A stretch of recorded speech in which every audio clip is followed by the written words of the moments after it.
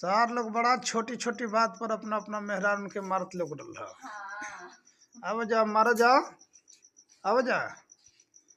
अब समय ये आ गइल बा कि तुम लोग का आँखी को सोझा तुम लोग का मेहरारू कि दूसरा से कुछ भी करावे एक्स वाई जेड मुंह मरवावे चाहे कुछ भी करावे तुम लोग को सांस नहीं खेलेबे के सांस लेहला जा। तब देखल जना भोसड़ी जे तेरे कस दिल से जो बाटे तुम ड्रम में। तो अब तुम लोग का नंबर ड्रम में नहीं खे तुम लोग का नंबर बाकसा में बा जवन तुम लोग का ससुररिया से मिलल बा। ठीक ना।